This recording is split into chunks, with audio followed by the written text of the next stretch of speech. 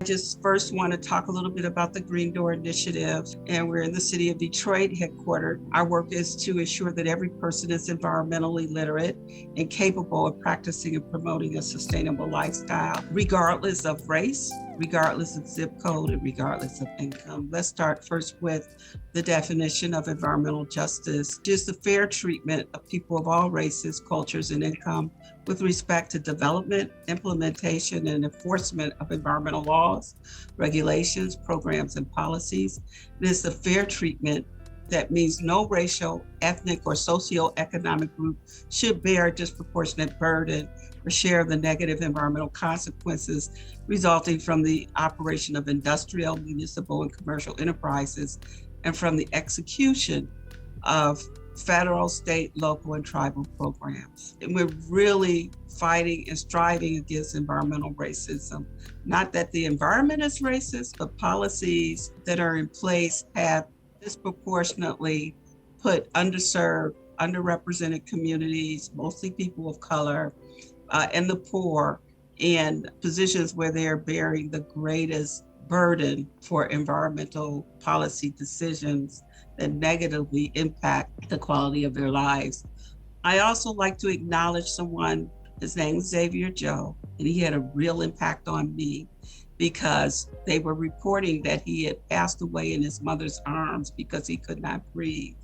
He had asthma, and the mother did not have access to her own personal automobile. And the headline for the story was that 911 or emergency services did not respond to the 911 call in time. But what caught my attention was, why did he die? What's going on that he passed away that way? And again, it was this common issue in our community with a child having asthma and not being able to reach their full potential because of the inability to breathe.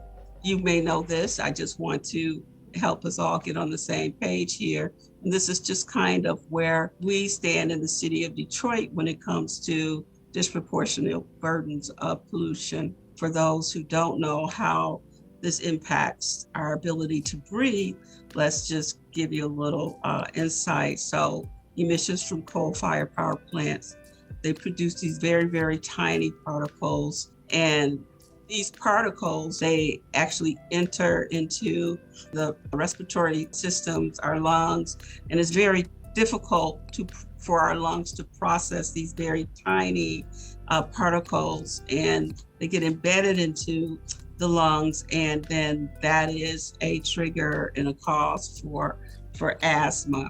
And unfortunately, Michigan has a bad record when it comes to coal. When we may be in the same storm, but we are not on the same boats. Many of us are on different boats. And the issue of climate justice and resiliency is that not everyone is able to bounce back. And that has to do with the status of one's life.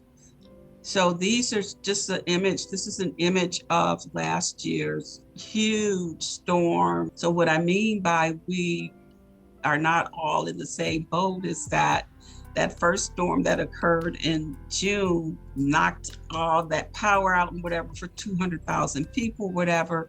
But once the dust settled and everyone was able to access FEMA, there were about 120,000 households left without any support because they weren't able to receive FEMA support, for some reason didn't qualify. In many ways has created what I've been coining domestic climate refugees. This happens to be a picture of a family that I took who were entering into Houston, Texas from Katrina. Part of my task at that particular event was to see if we could provide some kind of help and support to folks who had been waiting to be rescued as a result of Katrina and the big storm. I was charged with joining two of my colleagues from a national organization that I'm a part of called the National Black Environmental Justice Network. And it was at that time we understood that New Orleans was on the brink of some major disaster. Many people understood later that the government knew that, the federal government, the Army Corps of Engineers and others. They even practiced doing some kind of rescue processes. And we know that the practice didn't really result in anything very well, because many people lost their lives. And addressing the water that was also caused by levee breaches and other things. The design of those breaches were to avoid the popular places and to make sure that that water went to the Ninth Ward, went to New Orleans East, where mostly Black people live. This is environmental racism.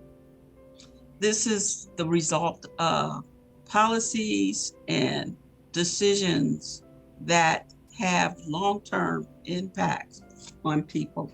What I want to do is land on some of the positive things that are happening and solutions that we're working towards. But this really is about not just programs or whatever, but ensuring that people who are disproportionately impacted really have a voice, really have a way to contribute towards making improvements in their communities. We have worked to create jobs in the industry to reduce the carbon footprint in our community and to provide opportunities for jobs and making a living that is family supportive and that will make a difference. We provide support for those that are on the front lines when it comes to COVID and the pandemic, ensuring that they are as protected as possible as they perform their jobs. I will also mention that there are some curricula out there.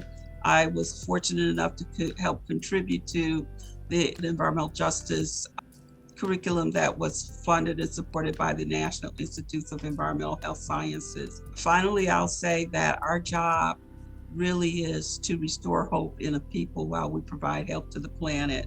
And that means everyone, regardless of race, regardless of income, and regardless of zip code.